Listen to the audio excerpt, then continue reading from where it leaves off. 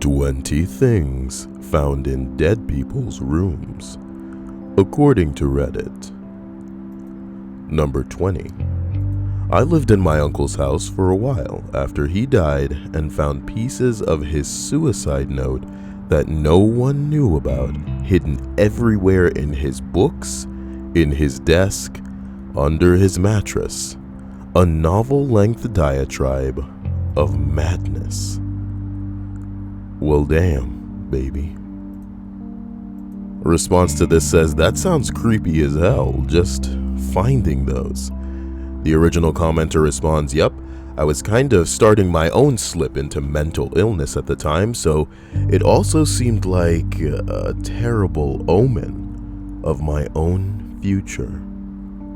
Ooh. Number 19. When I was 26, my friend found out he had cancer. He went through chemo treatment and it was not killing his cancer, so he was forced to move back in with his parents. About a month after moving into his parents' house, I stopped by to check on him. And when I was over there, he asked me if I could stop by his house and bring over his computer. And then he said, before you go over, call me. I need you to do something when you're there.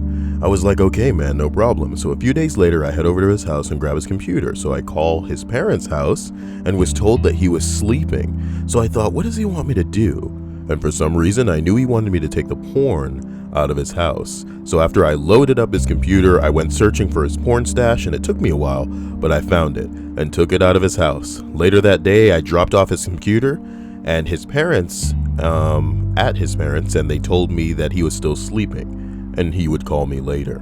When he called, I told him what I had done, and he said that's exactly what he wanted me to do. My friend died about a month later. I was crushed by it, but I feel blessed that he entrusted me enough to do what he wanted so his parents wouldn't be the ones to find it.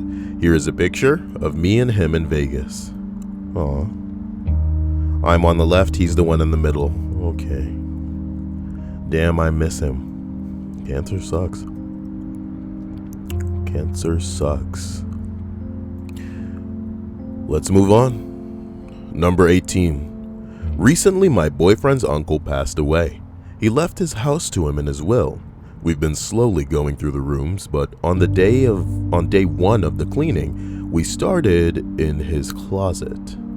We live in a very Republican, conservative part of Texas. Mind you, the man was never married, but was loved by all, so he housed his niece who suffered from addiction. When we went through his closet, we found numerous sparkling thongs and various phallic devices.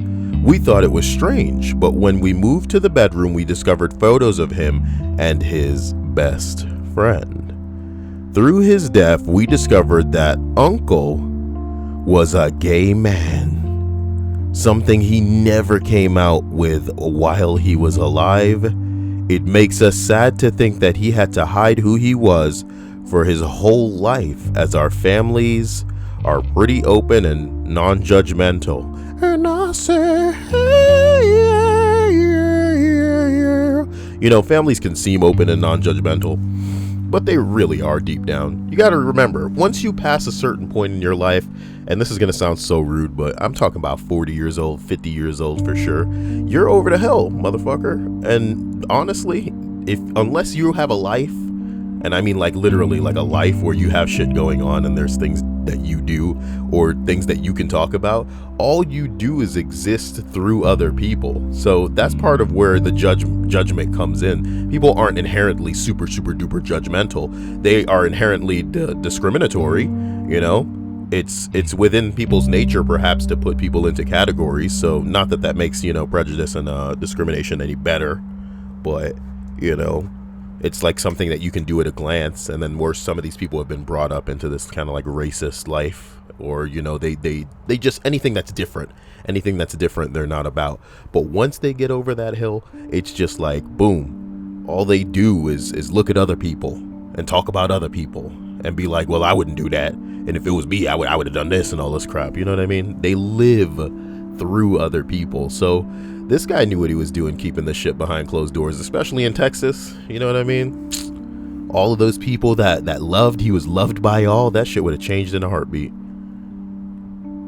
By people who will go out and be like, oh, we're not racist, oh, we love the gays, blah, blah, blah. But as soon as they get behind them closed doors, oh my, you believe this man's a faggot? Number 17. After my uncle hung himself in his garage, my brother and I found a book on knot tying on the top of a stack of books. It was an extremely dark moment. When my grandfather died, we found 3 live grenades in his closet. Hundreds and hundreds of firearms. Listen, son. I hope you're exaggerating, dude. Because 100 is a lot of motherfucking firearms. But hundreds? Like 200 or something? You're exaggerating. That's a stockpile. Where would he get all of that? How would he have you can't fit that shit in a closet. What was it, stacked to the brim? You open up the closet and it's just like a waterfall. Oh my God. And some of them just discharged because they were all live. You know what I mean? Retarded. Hundreds and hundreds of firearms. Come on now. And a crate of C4 in the garage. Sounds safe. Although I don't think he was trying to hide any of that stuff. Okay. What did you do with the grenades and the C4? I have no idea how someone would dispose of stuff like that. And then just a shitload of deleted posts, baby. Just a shitload of deleted posts. I wonder if it was people going, you should go out in a field and detonate them for Reddit and report back here. And they had to delete the shit out of those posts. God forbid people have fun on the internet, you know what I mean? Oh no, we're Reddit, we can't do that, no. I'm an admin, I suck cocks. Yeah, I can't believe you're interrupting my busy cocksucking schedule for this crap. I am a Reddit administrator. Jesus. Number 16. My dad was the only living relative in the state. From my great uncle, who was a hoarder. Holy shit. We found so many things in that 700 square foot house. It was awful. We can start with the McDonald's bag with French fries from 1976. The 70s. Holy shit. Had the receipt in the bag. That's why we knew the date. Did you get a box? Like a glass box to frame that shit in? I'm jealous. French fries from the 70s. Have it your way, baby. You remember McDonald's, one year McDonald's ran this promotion where, okay, how'd the promotion go? They ran a promotion. What's going on with the mic? Are you guys hearing that? Anyway, McDonald's ran a promotion where based on how many gold medals that they brought home in the Olympics that year, you could bring in your shit and get free stuff. And I think that year, I don't know if it was the Russians or something, but somebody basically forfeited. So a lot of the, it just kind of default went to America. The golds went to America. And McDonald's lost a lot of money that year. This is sort of relevant, but let's continue. We can start with the McDonald's bag with French fries in it from 1976, had the receipt in the bag. Condoms that expired in the 80s, hidden in books, VHS porn, a non-working toilet filled with feces. Jesus Christ. Non-working toilet filled with feces. Jesus Christ. He had no running water for 10 years.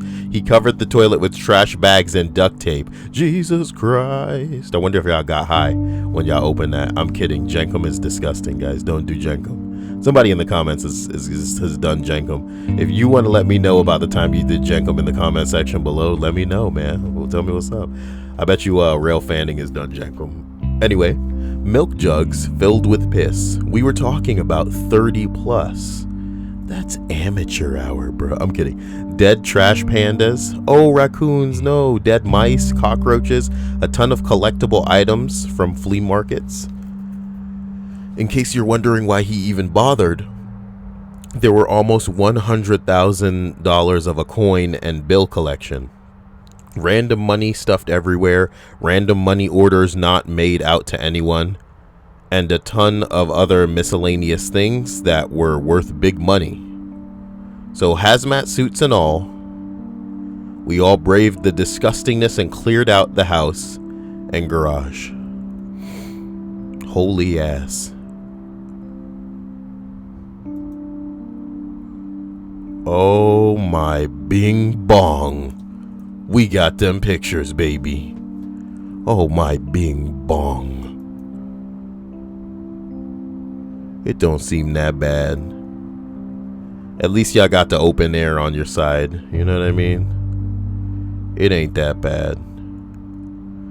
Punk ass Magilla Cubbles. Look at all them movie monsters. You got your Frankenstein. You got your werewolf man. You got Smokey the Bear. You know. Only you can prevent forest fires. Yeah. I know the stuff. This one got blue pants and this one got red pants, though. You know what they say about the one with the red pants. Uh-oh. I'm just kidding. Shut up, Kyle. You're so stupid. That's probably worth something. Look at these old guns. An old bicicleta. Ay, chihuahua. Ay, chihuahua. That's enough. Number 15. I cleaned out my cousin's room after he overdosed and painted and redecorated it because he was living with my mom and she couldn't bear to see his room. While I was the one that found it. He was holding his cell phone when he died, and the person that found him and the phone saw the text he had sent to his shithead addict girlfriend saying, "Holy shit, I think I'm gonna die." She didn't even try to call 911.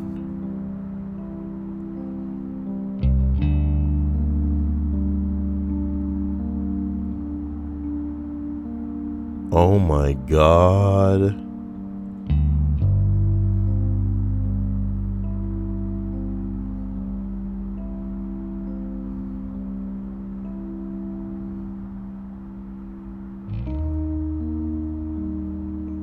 Oh my God. Number 14, baby.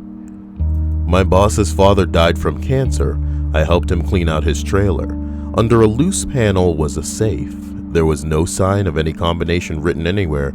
It sounded like there was something in there. Like maybe envelopes of cash. Wishful thinking is powerful. It took an hour and a half to get it open with an axe and a sledgehammer. It was so ridiculously difficult to open, but once we did, it was a dozen fleshlights. Those fleshlights had probably had dicks in them. You see what I'm saying? Who needs a dozen? It's the real question. Somebody said something and it's been deleted. Maybe it was a suggestion. Maybe they wanted a picture. You'll never know with Reddit. Administrators taking time out of their busy cocksucking schedule to delete some comments on Reddit. Fuck you, admins. What the hell? These mods are out of control. Now, says a responder, I kind of want to do this for when I die. Go buy a few safes and hide them in the walls, attic, and under the floors of my house. I think 5 of them will be a good number.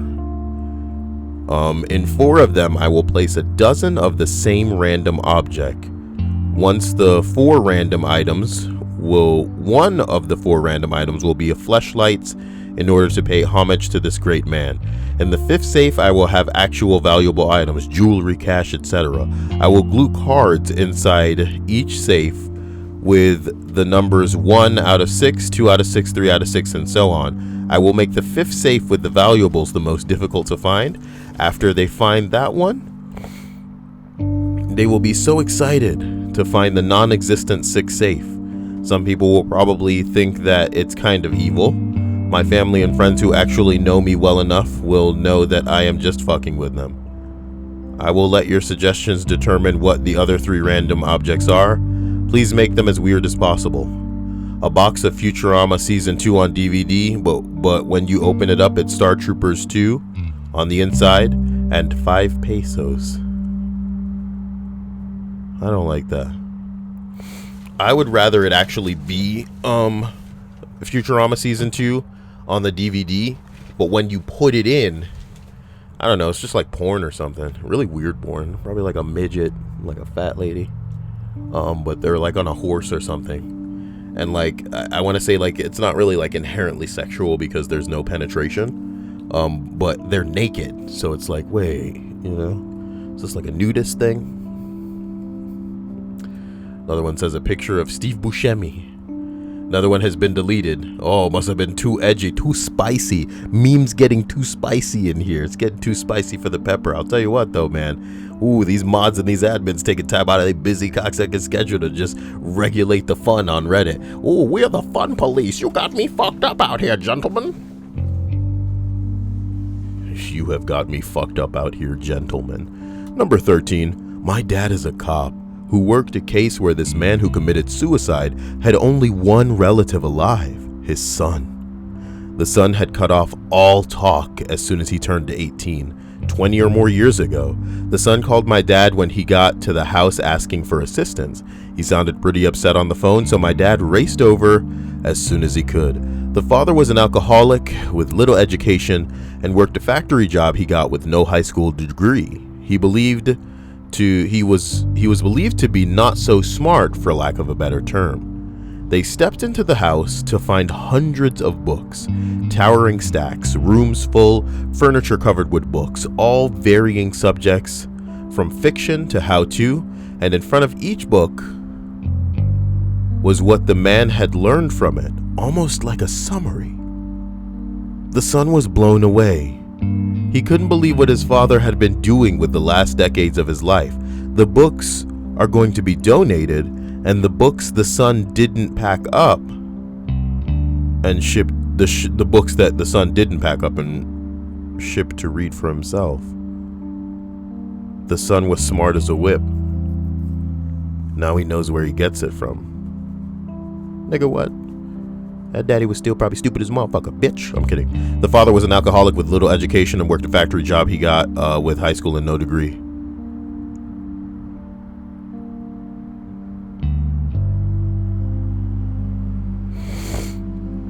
I guess we just figured out why the poor guy was an alcoholic. Can you imagine being stuck in a mindless job when you're as smart as he was? Obviously. Reading books makes you smart, guys?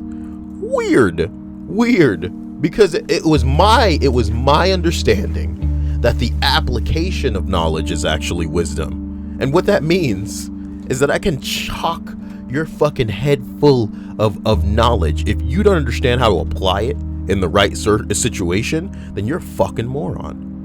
And let's use an example, like a straight up analogy for people who are too stupid to even understand what I'm talking about right now, you fucking moron. I'm kidding. If I equip you with the knowledge that when you see a red light, you're supposed to stop, and you can say that every day of your life, when I see a red light, I'm supposed to stop. But when you're actually in real life in front of a red light and you decide to go, you're an idiot. It doesn't matter how many books you've read on fucking stopping at red lights, dude. If you can't apply that knowledge, then it's not wisdom. Okay? He could have read all of these books and wrote a summary. If you asked him 3 days later what was going on in the book and he can't remember to tell you, then he's not retaining any of that knowledge. If he can't apply some of this knowledge and therefore allow it to evolve, I'm talking about like, Weedle into Kakuna, into Beedrill type evolution, then he's not applying any of this knowledge so that it can become wisdom. I'm like waxing on, waxing off right now. People are fucking crazy. I don't have time for this. Number 12. After my grandmother passed away. Come on, Kyle. You can't not have compassion for this is a different person who wrote this. Oh my god. Is the music too loud or is it just me? Music can't be too loud, because if it is, then like it'll have been that. I'm gonna turn it down just a little bit. Number 12. After my grandmother passed away, I was helping clear her flat. She was apparently 87 when she died, but we also had suspicions that she was older. Damn, that's how you know you're awesome as hell, when you're old and you're living a life where people don't even know how old you are. It's like one of the few fun things you can do as far as playing with other people. Well, maybe I'm older than that. Maybe you never know. Mahergel Schmergel taking all of these secrets to her grave. She had grown up in Nazi Germany. Ooh. And crossed the Berlin Wall as a Russian spy, and then gave herself in. We had a lot of questions that she never answered. Then I found a cupboard full of notebooks. They were detailed diaries and gave you a lot of answers. My mom was heartbroken, though, when she found the date of her birth.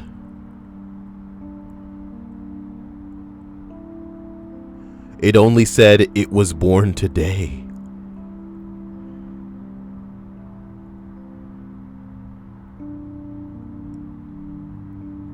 And then a week later it says it has been named by my mother-in-law.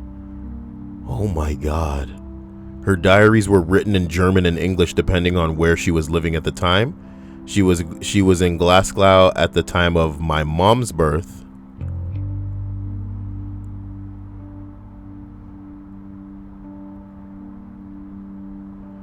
Can you believe that, guys?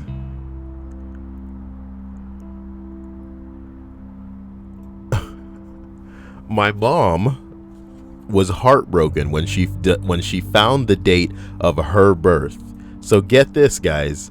They find the grandmother's diary, okay? And inside the diary, when the mom was born, on the very day, it says, "It was born today." And then a week later, it says, "It has been named by my mother-in-law." That's hardcore, man. That is hardcore. Her diaries were written in German and English depending on where she was living at the time. She was in Glasgow at the time of my mom's birth, and for the first two births as well. I'm fluent in German, and yes, you have das, which can be translated as it by some people. Ooh, English must be your second language, baby. Sadly, there is no wiggle room, and she just distanced herself from my mom's birth. Well, number 11. When my grandma passed away, we were cleaning out her house and we found all of these liquor bottles that were full of water from 40 years ago, when my dad and my uncles had drank all her booze and replaced it with water. Pfft. That's messed up.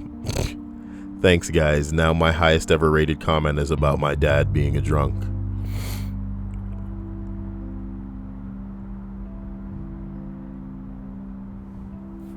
Drinking booze is okay, but filling the bottles with water, come on now. That's the ultimate deception. Number 10, found my very Catholic grandmother's copy of the Kama Sutra, along with some etiquette manual for ladies on their wedding night. Oh my God. For those who don't know what the Kama Sutra is, it's like an Indian instruction manual on the many different positions that you can have sex in. So to find a Catholic grandmother's copy of the Kama Sutra, what? The best Kama Sutras got pictures, though. Anyway, it was an interesting combination to find side by side. Wedding etiquette and the Kama Sutra. We also found a copy of my grandparents' wedding invitation addressed to my grandfather with a handwritten note reading, "You'd better not miss it." Those etiquette manuals are a hoot, but I've only been able to track down scans of a few. I have strange hobbies and no access to interlibrary loan. You've got quite a treasure. You know she wants it. I apologize for that noise. Number 9, my great aunt died at 100 years old, and I got her fairly new Samsung TV, and the TV turned out to be 3D, but she only had one eye.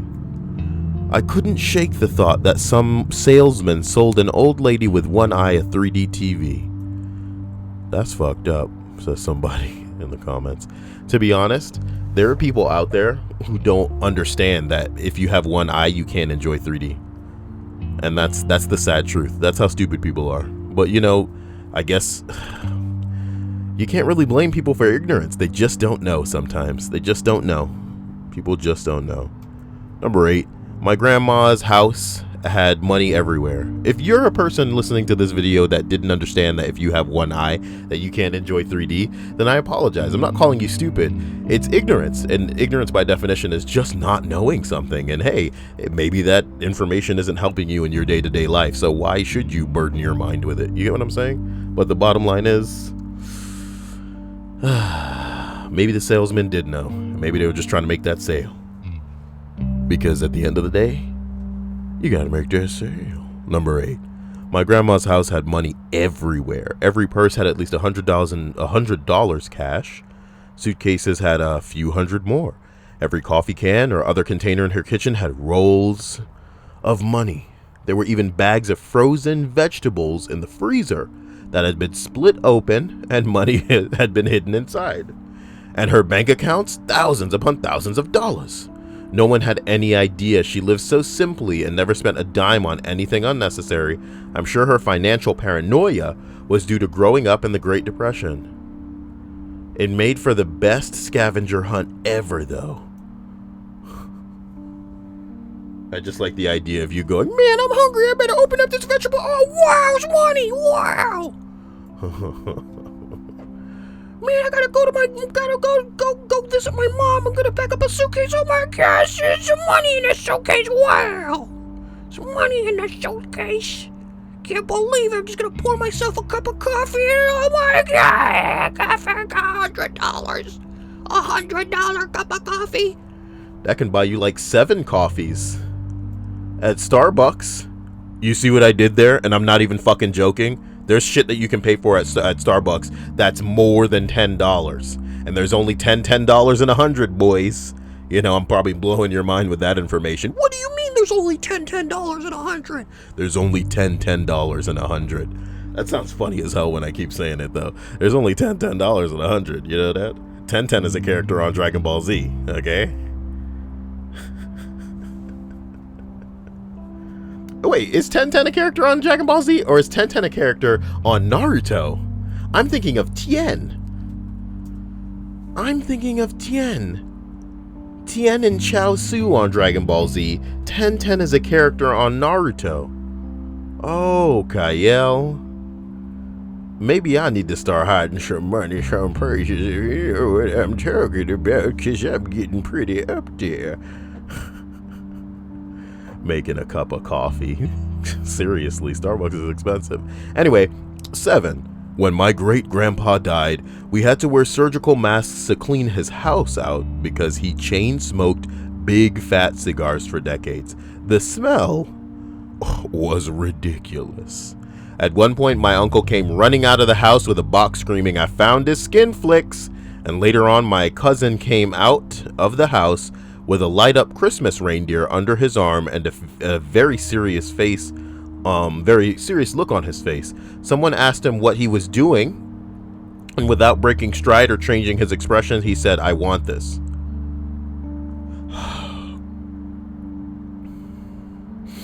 Okay.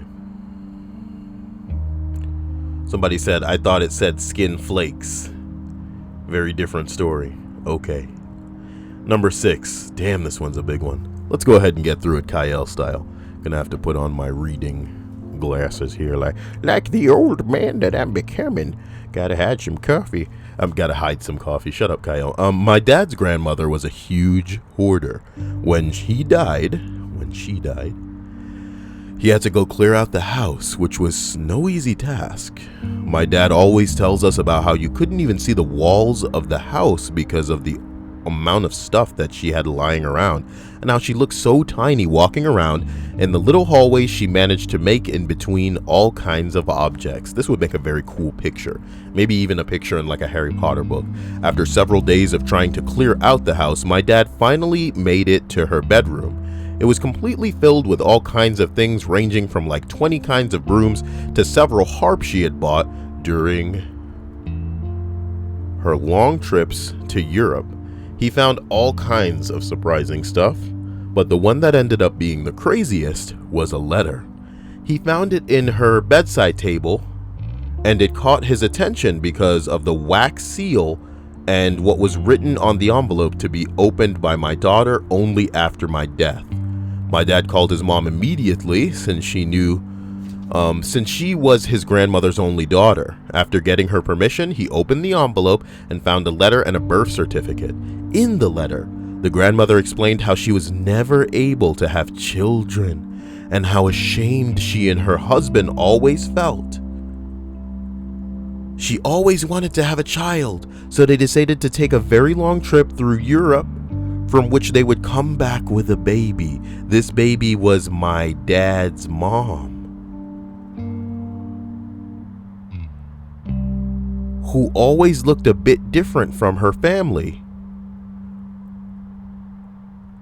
As white as it can be, bluest eyes you've ever seen.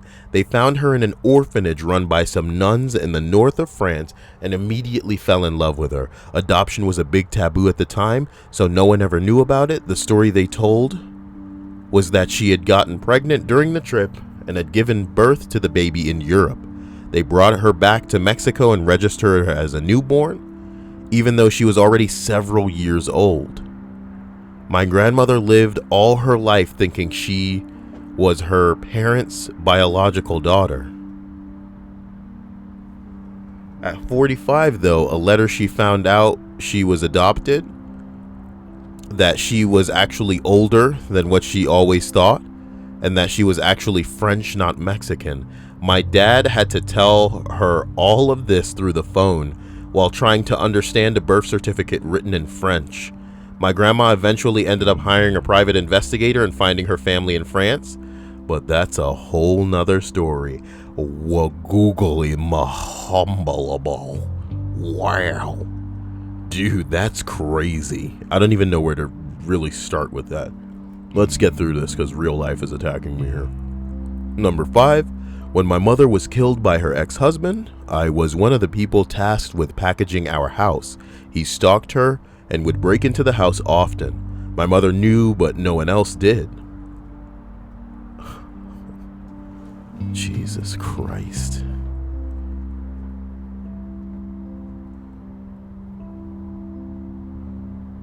When my mother was killed by her ex-husband, I was one of the people tasked with packing our house.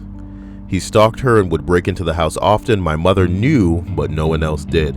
As a result, when we were taking things down like pictures and such, we found things hidden behind them.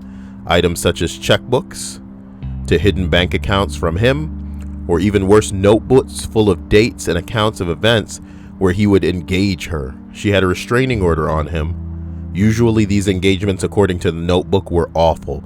Tires being slashed, her being followed, and him coming up to her on day-to-day events, berating her. The thing is, though, she kept it all secret from the family. What makes it so hard is if she would have told everyone these things, she might still be here today. Ugh, these are getting sad. I mean, the other one was crazy, but this one's sad. Number 4, my grandmother passed after a blood clot incident. Oh no.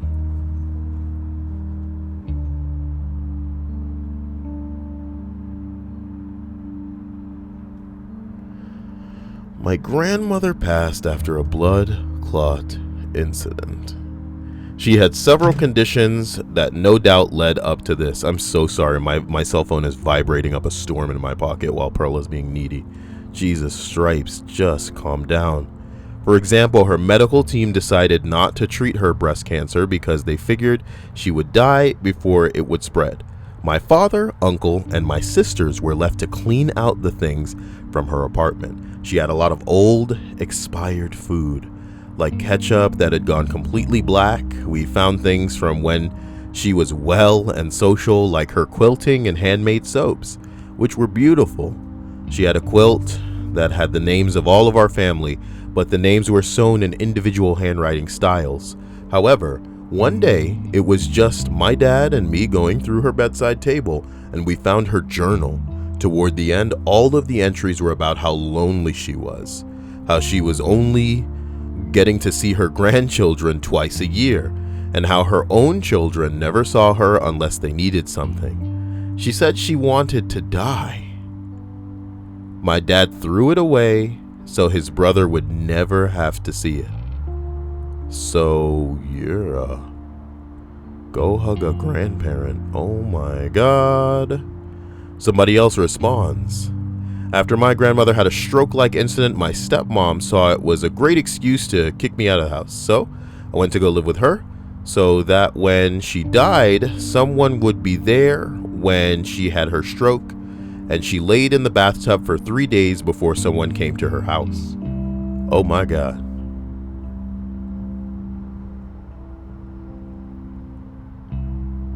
She didn't die on my watch though. I lived there almost 2 years. I did get to see the loneliness set in. One day we were watching TV together and she just started crying, and I asked her what was up, and she just looked at me and said, "All my friends are dead." I tried to hang out with her as much as possible before I moved away to college. The last time I saw her was when I was leaving. She gave me a big hug and she said, "I'm gonna die soon, and when I do, don't waste time or money coming back for my funeral. I know you love me." Ugh. That's pretty intense. An edit says, her dad had died when she was young, and she'd idolized him even in her old age. She came up from poor white trash to be the first person in her family to get a college degree and went into education. She had graduate degrees in English and math and would have been a millionaire if she had ever gotten onto Jeopardy.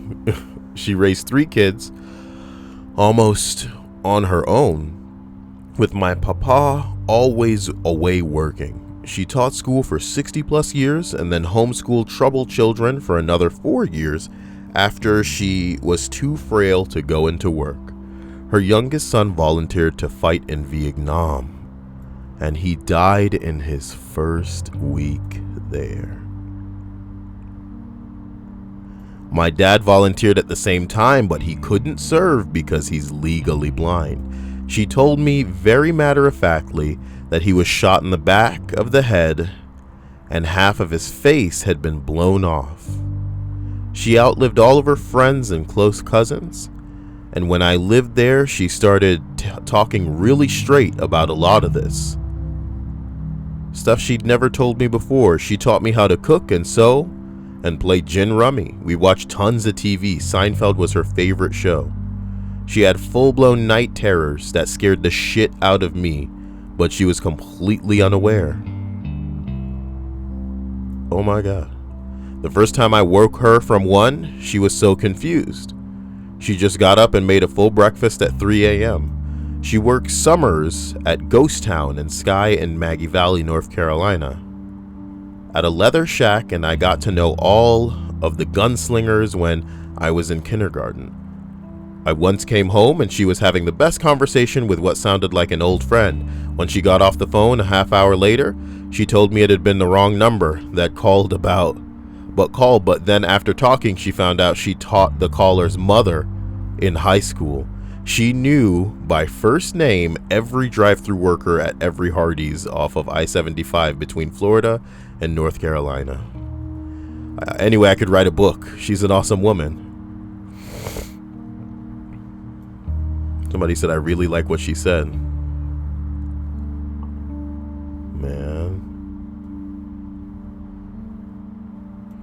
Man. This list just got intense. We still got 3 to go. Number 3, my grandma died when I was 16 after getting cancer for the 3rd time.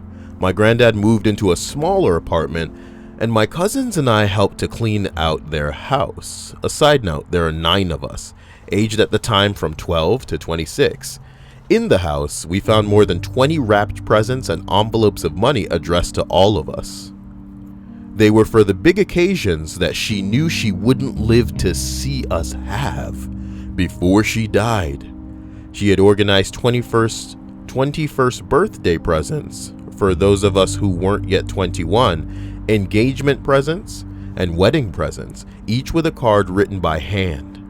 I remember being overwhelmed with emotion. She was an incredible woman who loved her family dearly and wanted to celebrate her grandchildren even if she couldn't be there herself. You know what this is like? If you guys have ever seen that Animal Crossing copy pasta, it's like that, but in real life. That's freaking ridiculous. Somebody responds, my grandma and grandpa did the same thing when they both got diagnosed with cancer in 2006. I had no idea. When I graduated high school in 2010, I was going through my cards and found one with her handwriting and instantly lost it. I still have it. Holy bing bong, man. Holy bing bong. There's this Animal Crossing copy pasta. It's actually on my channel, because for some reason Stripes was dying to have me read this thing that's been done 1,000 times before on the internet. But It's a copy pasta where basically like a mother dies, but she played Animal Crossing a lot, and in game she sent shitload of gifts to the kid, but the kid didn't know that until he signed back into the game and found all these gifts, because the mom played so much of it and took the time to send all these gifts to the kid. Pretty insane. Number 2, my best friend was killed in a car accident when he was 15. I was like another son to his parents, and a few weeks after his death, his mother asked me to come over and help going through his things, mainly because we basically treated our clothes as one gigantic wardrobe, and half of the stuff in his closet was mine, including the shirt he was wearing when he was killed. When we first went into his room, his mom said to me, "You have 10 minutes to remove anything you don't want me to see." And she handed me a duffel bag.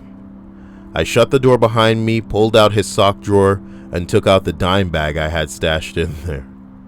Then I lifted his mattress and grabbed the 2 Penthouse magazines and the video my brother gave us. I zipped up the bag and opened the door. Together we went through his stuff, me grabbing clothes and her giving me his clothes that she knew I wore all the time.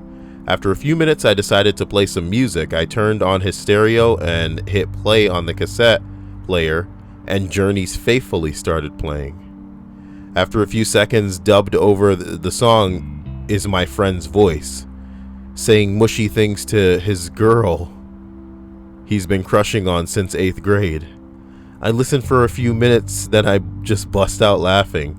The shit was so corny that I couldn't help it. Once I started laughing, his mom starts laughing and crying at the same time. It was the first time she'd laughed since the incident, and later she said it was just a turning point in her grieving process. To me, it was my best friend just being goofy over some girl. I still think about him almost every day, and it's been 31 years. Man. Somebody else responds. Since the day I was born, we were both friends. We were born a few months apart, and our moms both grew up in the city together, a few blocks down from each other their entire lives. They used to take the 2 of us everywhere together. When we were babies and still in diapers, when the city got a bit too dangerous to take your young child around, our parents moved us out of the city to white picket fence suburbia. Despite the change of scenery, our friendship and closeness didn't change, and our parents used to have us go over each other's houses all the time when we were young. We lived 1 township over from each other for years, and it was an easy ride for us to make to visit. We had a childhood together that is familiar to many of you. Pokemon cards, video games, riding bikes and skateboards around town, playing hoops or soccer down by the park, and if the weather was just right, having neighborhood-wide water gun fights during those long, endless days of summer that we all used to love so much when we were kids.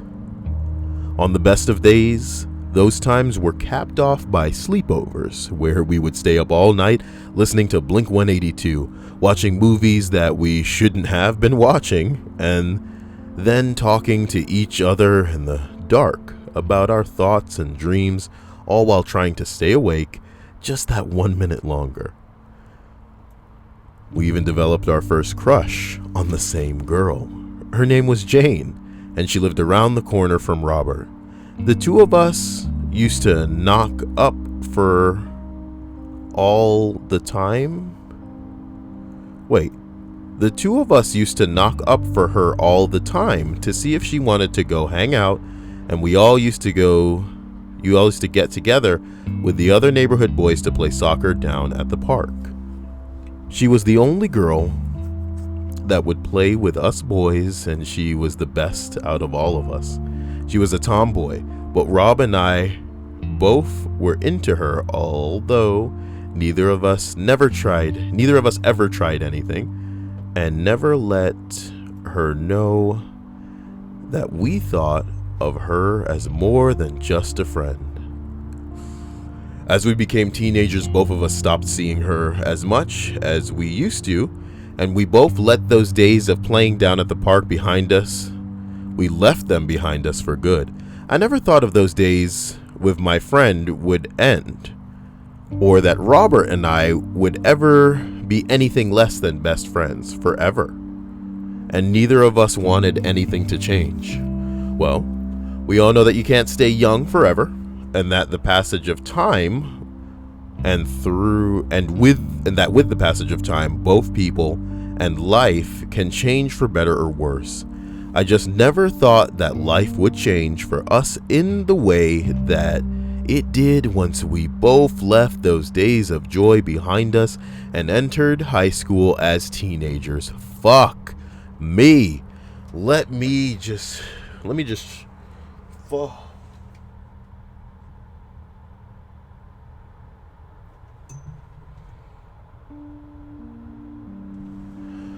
Okay, I can do this. It's just, that towards the end of these lists, my ADD kicks in, and it's killing me because it's a tether. It's a tether to something that I can't handle. Let's do it, okay? Even I'm human. Well, I'm as human as you guys need me to be. I mean, I have difficulty pretending sometimes. When high school came around, Rob and I began seeing less of each other, although we always saw each other over the holidays since our families were close and our moms were such good friends. We started to have less in common with each other. I was into sports while Rob was into skating and hanging with friends, and so we began to talk less and less, although we never felt like we had lost our friendship or concern for each other in any way. We were still friends, but we were no longer each other's best friend, and I think we both knew it. This is how things were throughout high school. I wound up going off to college in a city, and Rob went to school at our local community college. At this point, things seemed all right, and we both went off to live our own lives and do our own thing away from each other. I played soccer in college and kept busy with my friends and studying. I had been recruited to play and was on scholarship as well. So my experience was pretty good, and I enjoyed my college years as much as I could have hoped. Robert had a different time throughout the year. Some friends of his and mine that we used to run around his old neighborhood with had always smoked weed and drank as upperclassmen in high school, but in the years after, they found themselves getting into other things. Some of those guys didn't leave their town for school, and along with Robert, they wound up getting into pills and opiates with each other. I didn't know about it until I got a call from my mom my senior year of school, where she told me that Robert had overdosed and was recovering in the hospital. I couldn't even say anything on the phone. I had smoked and drank myself over the years, but I have never touched anything like oxytocin or opiates, so I was blindsided by the news that Robert had, and that he had become addicted to them. Getting the most ridiculous text messages. This is driving me insane. I'm so sorry. And I'm burning up. So after he got out of the hospital, we went to rehab. When we go back from there, I went to hang out with him one night, and he seemed like he wasn't all there. The experience that he went through would do a number on anyone, and it showed. We watched some hockey together and talked about stuff not related to drugs and rehab, then called it a night. I looked into his eyes and said goodbye that night to a guy that looked like he had seen better days. Together, we both had, and we had known those days when we were kids running around the neighborhood, and I didn't know it at the time, but that was our last goodbye.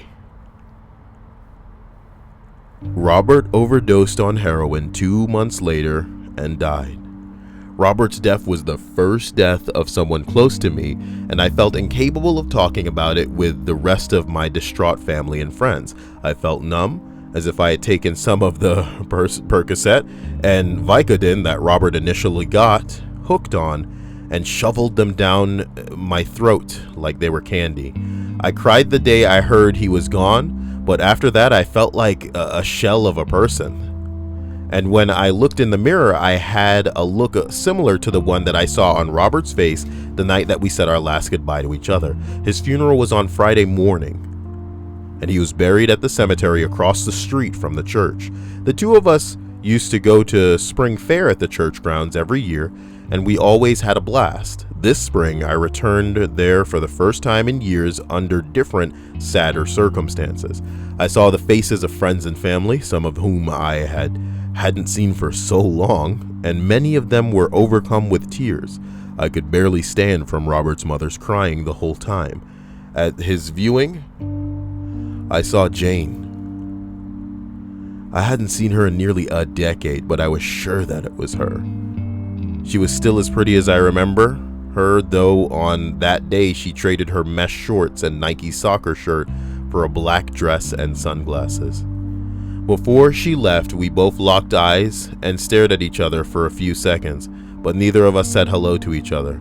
Sadly, it had been too long apart, and with both the passing of time and our friend, we both decided that whatever used to be there between us, whatever used to be holding us or bring us together, was gone for good.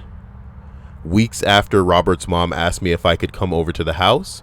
She had a habit of always talking to me as much as she could whenever I was around, and in the past it was sort of annoying and uncomfortable because she never seemed to want to end a conversation. The conversation we had at her dinner table after Robert died was maybe the shortest one-to-one conversation that we ever had.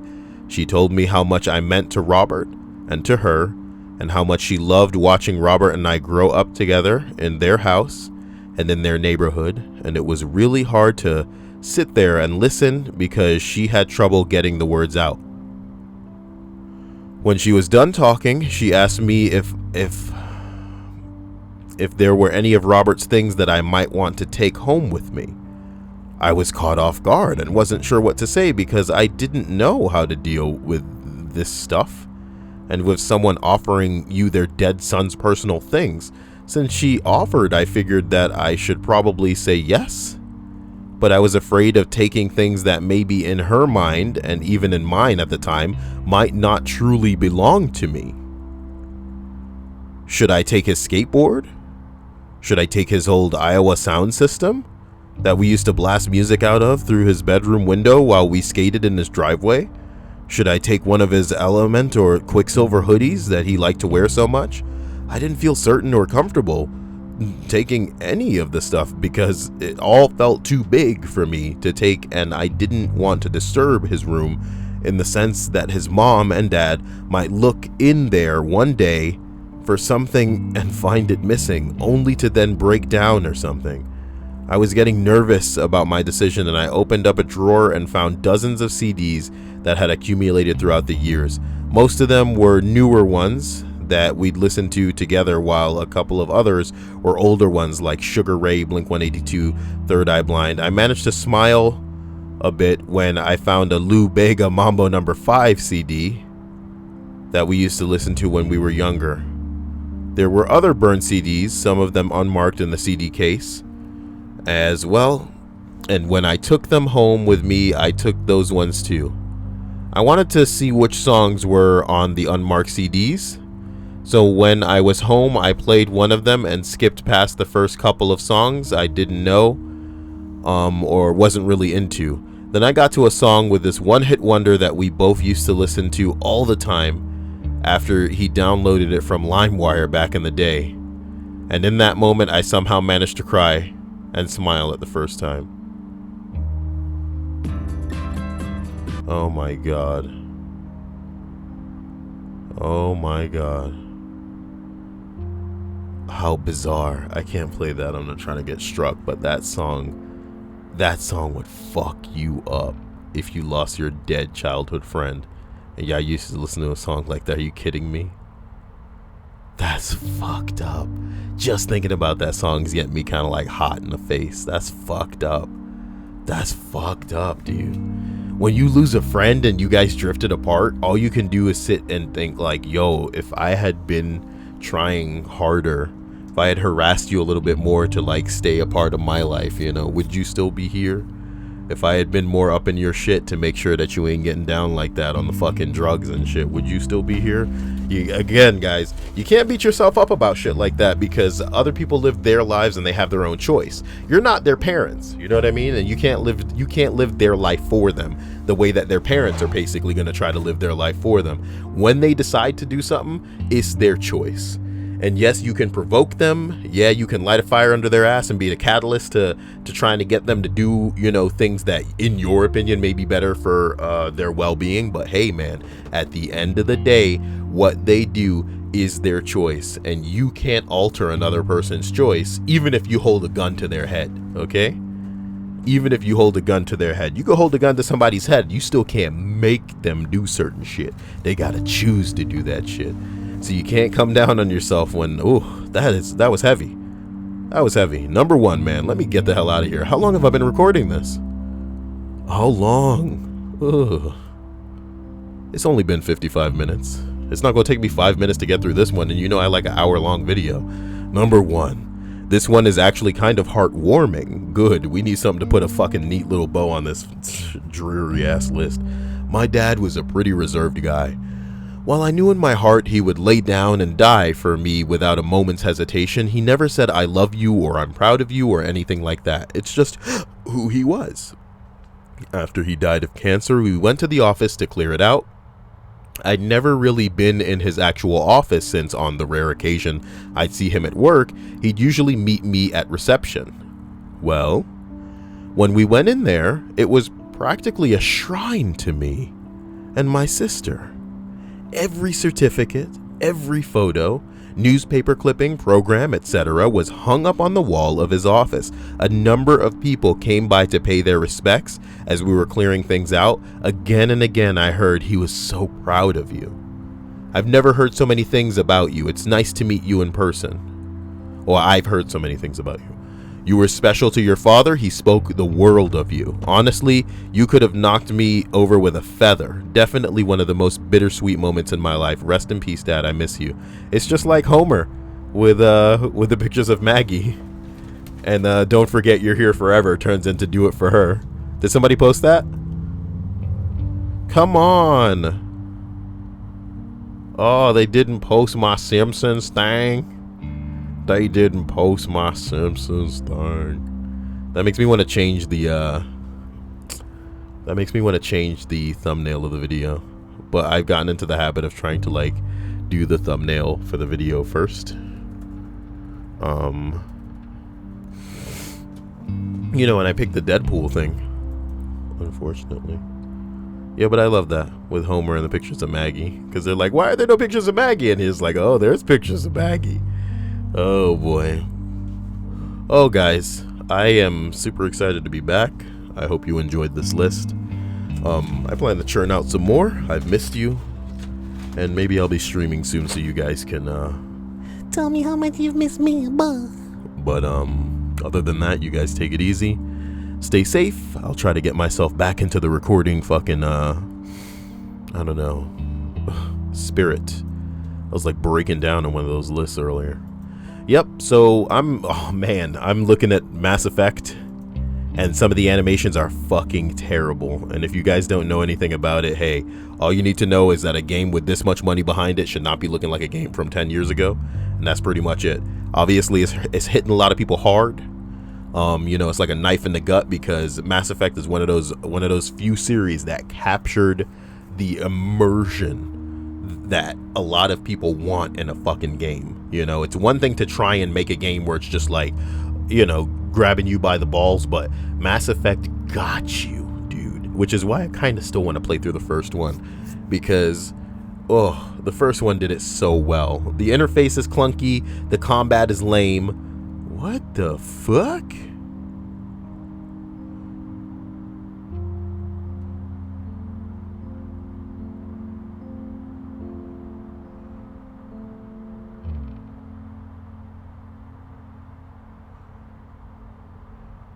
How big is this rooster? What the fuck? I hate it when what the fuck gets me to say what the fuck, but it really got my ass. How big is this rooster? God, what the fuck got me? Was pretty sure for some frames that it was a dude in a costume.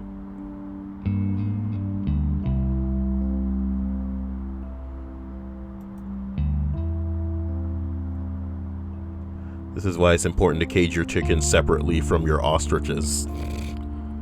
Oh my god. Alright, well, I gotta use the bathroom. Love you guys. Talk to you soon. Bye.